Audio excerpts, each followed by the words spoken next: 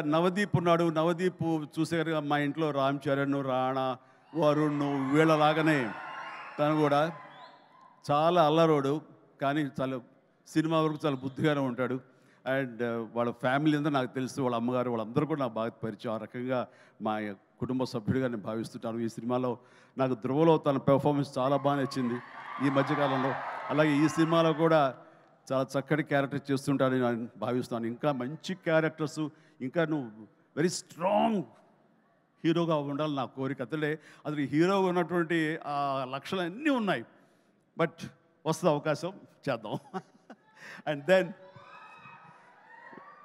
నేను ఎప్పుడు time pass అవడం కోసంగా చూస్తుంటే ఒక వ్యక్తిని తరచూ చూస్తుంటాను ఈ మీమ్స్లో. అదే ఏం మస్తు షేడ్స్ ఉన్నారా నీలో అని. మస్తు షేడ్స్ ఉన్నాయరా, ఏమ్రా కమల్ హాసన్ లాగానే అనేది. సో మనిషి టాలెంట్ ఉంటే ఇది అంటారే, అన్నం మెతుకు చాలు ఉడికిందా లేదని తెలియడానికి. ఆ రకంగా వీళ్ళందరూ వాళ్ళ టాలెంట్ని ఈ రకంగా వాళ్ళు చూపించుకుని నాలాంటి వాడి దృష్టిలో కూడా పడేలాగా ఉంది. అండ్ చిన్ననాటి నాస్టాలజిక్ ఫీలింగ్స్ నువ్వు చెప్పగలిగావు. I'm also so happy. నన్ను చూసి మీరు అంత ఆనందపడతారో, మీ ఫీలింగ్స్ చెప్పినప్పుడు, మీ చైల్డ్హుడ్ విషయాలు చెప్పినప్పుడు నాకు అంతే ఆనందంగా ఉంటుంది, అంతే ఇన్స్పిరేషన్గా ఉంటుంది. I'm really glad to hear that. So nice of you. And then ఇక హరిరామ్ జోగయ్య గారు టెక్నీషియన్స్గా పోలిస్తే వారు మాకు మంచి మిత్రులు. అండ్ వారికి నా అభినందన తెలియజేస్తున్నాను. అండ్ తర్వాత ఇక్కడ డిఓపి హరి గారు, వారికి కూడా మా బెస్ట్ విషెస్. ఈ సినిమా పెద్ద హిట్ అవుతుంది, ఆయన విజువల్స్ కూడా బాగుంటాయని నేను నమ్ముతున్నాను. ఆయన కూడా మంచి పేరు రావాలి. ఇక విజయ్ వీళ్ళందరూ, అలాగే ఓకే, గాడ్ బ్లెస్. అలాగే సిద్ధు కూడా మంచి ప్రొడ్యూసర్గా ఎదగాలని మనస్ఫూర్తి కోరుకుంటున్నాను. మీరు చెప్పే దగ్గరకు వచ్చేదో కాదు. Good luck please. And then ఇక్కడ యంగ్ డైరెక్టర్స్ చాలామంది వచ్చారు, కరుణాకర్ ఇలాంటి వీళ్ళందరూ కూడాను ఈ సినిమాలో వాళ్ళ సినిమా అన్నట్టుగా భావించి వాళ్ళు చెప్పినటువంటి మంచి మాటలు, గుడ్ విషెస్ ఈ సినిమాకి బలంగా ఉంటాయి. ఇక అందరి గురించి చెప్పి, నా బిడ్డ వరుణ్ తేజ్ చిన్నప్పుడు సరే అందరూ ఒకే చోట తిన్నాము, ఒకే చోట పెరిగాము, ఒకే చోట పడుకున్నాము. వాళ్ళ జీవితం అంతా నాతోటే. అండ్ వాళ్ళు ఏది అవ్వాలని సరే వాళ్ళని అది అవ్వనివ్వకుండా చేశానేమో. రోజు నేను మేకప్ వేసుకుని నా సినిమాలు చూస్తూ, నా ఇంట్లో కాస్ట్యూమ్స్, మేకప్ ఇవన్నీ చూసి వాళ్ళు ఇంకో రకంగా ఆలోచించలేకపోయారు. అందుకనే వాళ్ళకి ఏం చేయాలా అన్న ఆలోచన ఒకవేళ చదువు అయిపోయిన తర్వాత యాక్టర్ కాక ఇంకెందుకు మనం అనేది అనుకున్నారేమో.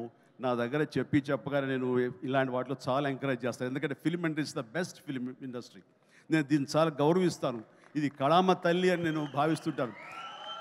మనం ఎంత గౌరవిస్తే ఆ ఫిల్మ్ ఇండస్ట్రీ మన అంతగా ఆదరిస్తుంది, హక్కును చేర్చుకుంటుందని బలంగా నమ్మేవాడు నేను. కాబట్టి ఇలాంటి ఇండస్ట్రీకి నా బిడ్డలు వస్తే కనుక అంతకంటే కావాల్సింది ఏముందంటూ ఎంకరేజ్ చేస్తాను. వచ్చిన దగ్గర నుంచి నన్ను ఇన్స్పిరేషన్గా తీసుకున్నాడా, ఇంకెవరిని తీసుకున్నాడో ఏమో, కానీ ఈ పరిశ్రమకు వచ్చిన తర్వాత నుంచి నన్ను ఫాలో అవటం లేదు ఎప్పుడు. అది గుడ్. నేను దాన్ని హర్షిస్తాను. తను ముందు నుంచి కూడా చేసిన ప్రతి సినిమా డిఫరెంట్ జోనర్. నాకు తెలిసి ఇలాంటి యంగ్స్టర్స్ ఎవరికి కూడా రాని అవకాశం, మా కుటుంబంలో ఉన్న ఇతర హీరోస్ కూడా రాని గొప్ప అవకాశం వరుణ్ తేజ్కి వచ్చింది. అది కేవలం అవకాశం రావడం కాదు, అవకాశం తను క్రియేట్ చేసుకున్నాడు, దాన్ని అందిపుచ్చుకున్నాడు, ప్రూవ్ చేసుకున్నాడు, మీ దీవెనలు పొందాడు. ఈ రోజున ఈ స్థాయిలో ఈ స్టేజ్ మీద ఇలా ఉన్నాడు. అంటే ఉదాహరణకి ఫస్ట్ ఫిలిం ముకుంద చూస్తే ఒక రూరల్ లవబుల్ బాయ్.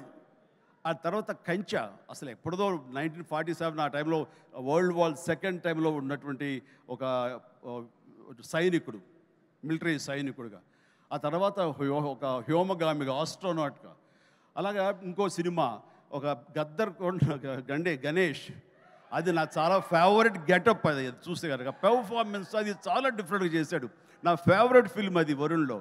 అండ్ తన స్టైలు, హెయిర్ స్టైల్ దగ్గర నుంచి నడక, ఆంగికం, గెస్టర్స్ ఇవన్నీ కూడా చాలా డిఫరెంట్గా ఉంటాయి.